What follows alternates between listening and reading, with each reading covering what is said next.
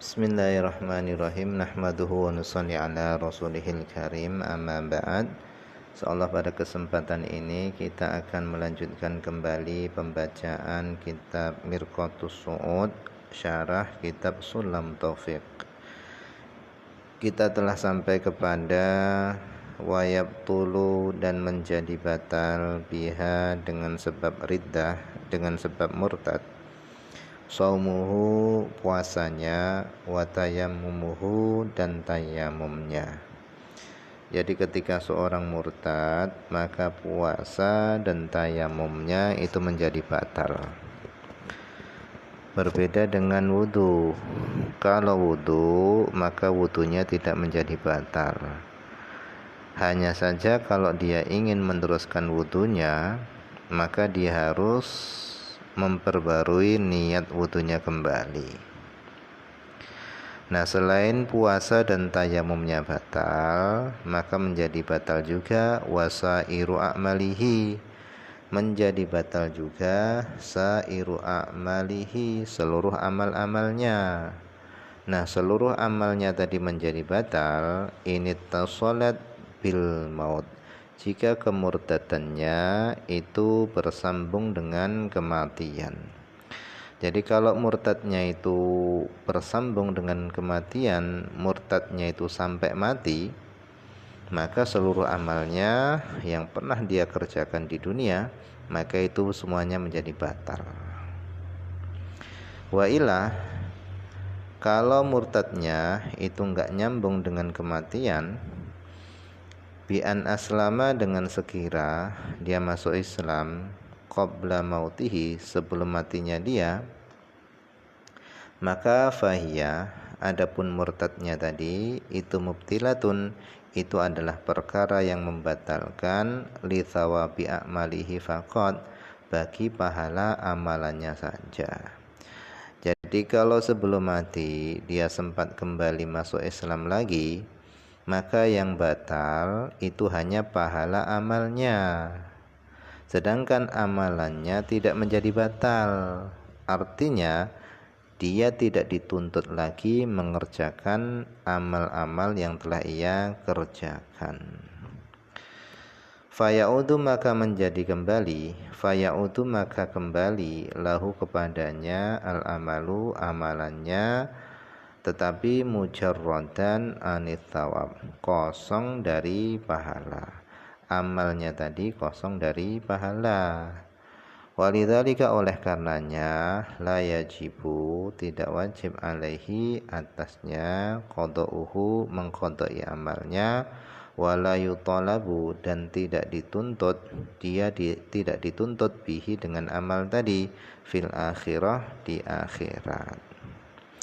Jadi yang batal hanya pahalanya, sedangkan amalnya itu tidak batal jika sebelum mati dia sempat masuk Islam kembali. Kemudian wayabtulu biha nikahuhu, dan menjadi batal biha dengan sebab murtad, nikahuhu, pernikahannya, al maujudu, yang wujud, qabla riddatihi, sebelum murtadnya. Idza kanati riddah, apabila adanya kemurtadan tadi itu qabla dukhul, sebelum jima. Nah, yang dimaksud dengan dukhul ini adalah al-wat'i, yaitu jima. Walau fid dubur, walaupun jimanya tadi itu pada dubur.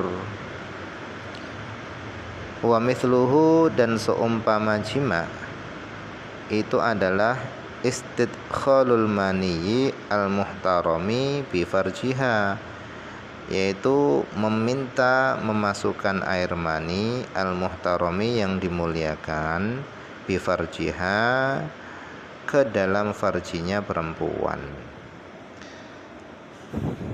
Jadi perempuan tadi atau istrinya itu meminta kepada suaminya supaya suaminya tadi memasukkan air maninya ke dalam farjinya. Nah, memintanya istri supaya suaminya tadi memasukkan air maninya ke dalam farjinya istri, itu sama dengan hukumnya jima. Intinya pernikahan seorang itu menjadi batal ketika dia murtad. Yang mana kemurtadannya tadi sebelum jima, apapun bentuk jimanya, apakah lewat farji atau lewat dubur. Wa kadza ba'dahu, begitu juga pernikahannya menjadi batal jika dia murtad ba'dahu setelah jima. Jadi baik murtadnya itu sebelum jima atau setelah jima, pernikahannya seorang tadi itu menjadi batal sebab murtad. Ai ba'dad dukhul, setelah jima, au ba'dastidkhalil maniyyi, atau setelah meminta memasukkan air mani. Wa kadza, begitu juga pernikahannya menjadi batal ketika murtadnya tadi ma'ahu, bersamaan dengan jima. Alama, atas pendapat istadharahu, yang telah menjelaskan pendapat tersebut Asy-Syarqawiyyu, Imam Asy-Syarqawi. Nah, pernikahannya tadi itu menjadi batal illam ya'ud ilal Islam, jika dia tidak kembali kepada Islam, fil iddati, pada masa iddah. Jadi ketika seorang menjadi murtad, maka pernikahannya menjadi batal ketika dia tidak kembali kepada Islam pada masa iddah. Jadi tidak langsung batal, tetapi ada masa iddahnya, seperti iddah tolak, yaitu salah satu quru', yaitu 3 kali suci. Jadi ketika dia murtad, maka berlakulah masa iddah.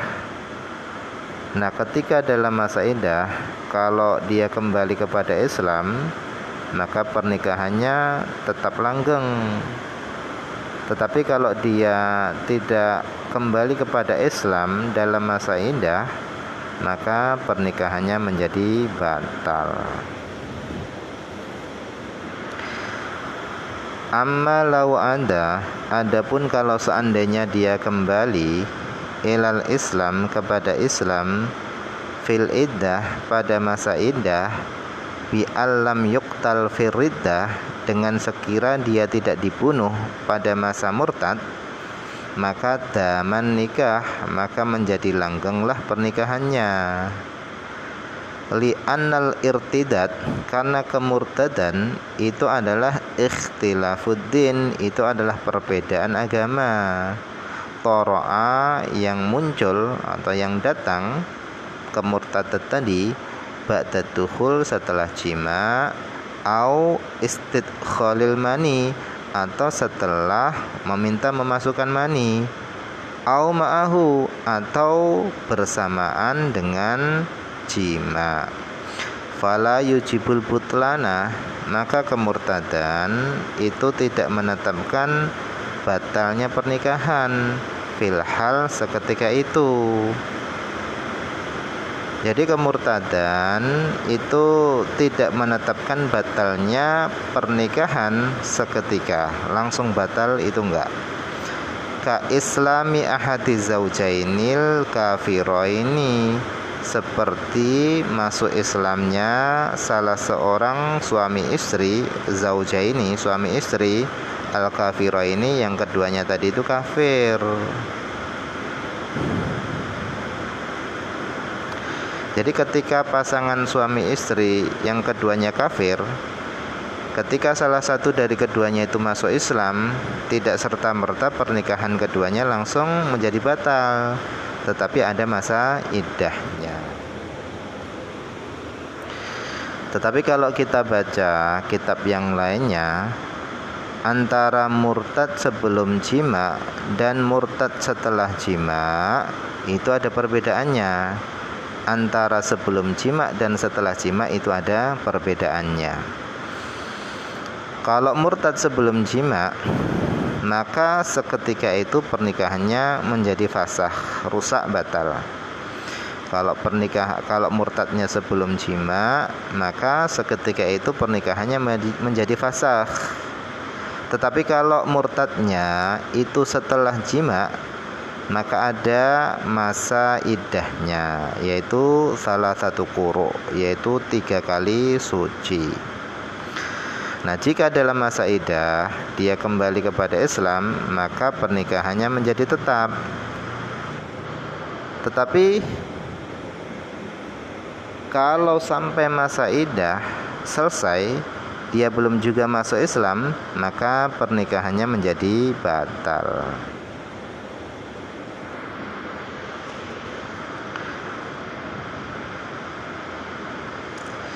Kemudian wa yahrumu, dan haram wat'uha, menjima istrinya, fi muddati tawakuf, pada masa tawakuf. Yang dimaksud tawakuf di sini adalah pada masa iddah. Jadi pada masa iddah suami haram hukumnya menjima istrinya. Wala hadda, dan tidak ada hukuman had fi dzalika, di dalam menjima istrinya. Kenapa? Li syubhati baqa'in nikah, karena samarnya atau syubhahnya tetapnya pernikahan. Jadi kalau perzinaan itu ada hukum hadnya. Kalau masih bujang, belum pernah nikah, melakukan melakukan perzinaan, maka hukum hadnya adalah dicambuk 100 kali dan diasingkan selama 1 tahun. Tetapi kalau seorang tadi itu sudah menikah, namanya adalah zina muhson, maka hukuman hadnya adalah dirajam sampai mati. Nah, orang yang murtad ketika dia menjima istrinya itu tidak dihukumi had, tetapi hanya dihukumi haram. Kenapa? Karena masih samarnya tetapnya pernikahan. Wa min sama, oleh karenanya wajib lidzalika, sebab murtad, iddatun iddah. Wa wajabat, dan wajib alaihi, atas orang murtad tadi, nafaqatun laha, menafkahi istrinya, illam tartadda ma'ahu, ketika atau jika istrinya tadi enggak menjadi murtad ma'ahu, bersama orang tadi. Naam, ya, memang hukumnya seperti itu. Tetapi yu'azzaru, dihukumi hukum takzir, mu'taqidu tahrim, orang yang meyakini keharaman. Jadi orang yang tahu atau yakin bahwa jima ketika murtad itu hukumnya adalah haram, maka dia dihukum takzir. Nah, hukum takzir itu di bawah hukuman had.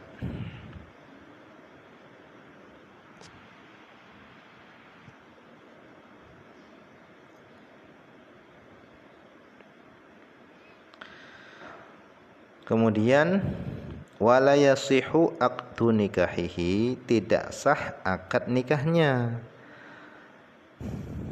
Ai tazawujihi, menikahnya dia, bi ahadin, dengan seorang. Tidak sah menikahnya dia dengan seorang, menikahnya orang murtad dengan seorang yang lainnya. Au tazawuji ahadin, atau tidak sah menikahnya seorang bihi, dengan orang murtad tadi. Fa idhafatun nikahin, maka disandarkannya lafal nikah ila dhamir, kepada dhamir hu tadi, akdu nikahi, disandarkannya lafal nikah kepada dhamir itu min idhofatil masdar, itu termasuk idhofahnya masdar, li fa'ilihi, bagi fa'ilnya masdar, au maf'ulihi, atau maf'ulnya. Wadzalika, yang demikian itu tidak sah akad nikahnya tadi, li annahu ghairu mabqa, karena keislamannya itu tidak tetap, mabqiyun, tidak ditetapkan. Bi khilafil kafiril asli, berbeda dengan kafir asli. Fa inna nikahahu sahihun, sesungguhnya nikahnya orang kafir asli itu sahih, sah.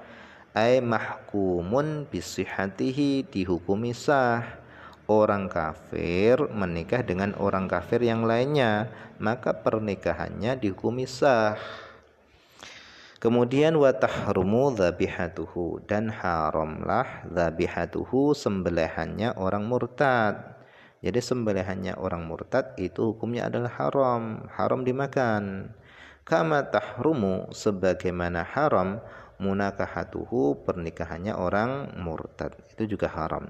Bi khilafil kafiril asli, berbeda dengan kafir asli. Fa innaha, sesungguhnya pernikahannya orang kafir asli itu tahillu, itu halal.